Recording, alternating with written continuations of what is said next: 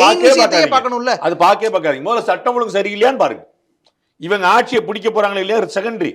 சட்டம் ஒழுங்கு சரியில்லை கம்ப்ளைண்ட் பண்றாங்கல்ல, கம்ப்ளைண்ட் பண்றாங்கல்ல. நீங்க சொல்லுங்க, ஊடகவியலாளரா நடுவுல நிப்பீங்களே, நடுவுல அங்க இருந்து சொல்லுங்க, நாங்க சட்டம் ஒழுங்கு சரியா இருக்குன்னு சொல்லுங்க. சார் சட்டம் ஒழுங்கு உலகம் முழுக்கவே பிரச்சனை தானே சார்? இந்தியா முழுக்கவே அது பிரச்சனை தானே? எல்லா இடங்கள்லயும் ரஷ்யாவின் மீது போர் நடந்து கொண்டிருப்பதனால இல்ல சார், அதன் மீது ஒரு அரசு எப்படி நடவடிக்கை எடுக்குதுன்னு தானே பார்க்கணும். அதுல தவறு செய்யறாங்கன்னா அதை சுட்டி காட்ட போறோம். அதான் நான் சொன்னேன் உங்களுக்கு. அப்ப ரவிக்குமார் எதுக்கு பேசினாரு? கூட்டணியில் விரிசல் வந்துருச்சா? இந்தியா முழுக்க தான் பட்டியலுக்கு எதிராக தாக்குதல் நடக்குது, தமிழ்நாட்டில் மட்டும் தான் நடக்குதா?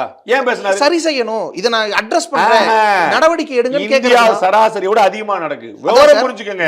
அதான் அதிக விசுவாசத்தை நீங்க ரவிக்குமாரனோட பயங்கர விசுவாசம் அதிகரிக்குது. நடவடிக்கை எடுங்கன்னு கேக்குறதுக்கு தானே ஒரு எம்பி கூட்டணியில தான் இருக்காரு, ஆனால் வெளிப்படுத்துறாருல. ஏன் அவர் ரவிக்குமாரனோட நீங்க படிச்சவரு, அவரோட நீங்க படிச்சவர், அவர் ரொம்ப நிதானமானவர்.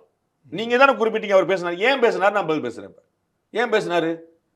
குற்றவாளிகளுக்கு தண்டனை வாங்கி தரதுல வீக்கஸ்ட் ஸ்டேட் தமிழ்நாடு, குற்றம் நடக்கிறதுல நம்பர் 1 ஸ்டேட் தமிழ்நாடு.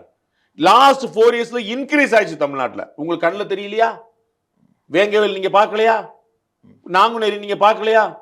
குழந்தைக்கு மிட்டாய் கொடுக்கறதுக்கு உங்க ஊரை ஒதுக்கி வச்சிட்டோன்னு சொன்ன கொடூரம் தமிழ்நாட்டில் நடக்கும். உங்க கண்ணில் தெரியலையா?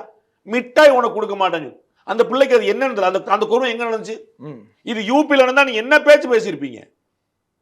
கண்டிச்சோம் சார். அப்ப எல்லாருமே கண்டிச்சோம். அடக்குன யூபியில் நடக்கும்போது தானே நீங்க சொல்ற அதே ஊர்ல நடக்கும்போது தேன் மிட்டாய் கொடுக்க மாட்டேங்க. நான் போட்டுருக்கேன் சார். காட்டுங்க, நான் பாத்துறேன். இந்த இதுல எடுத்து போடுங்க. எத்தனை வருஷம் ஆயிடுச்சு?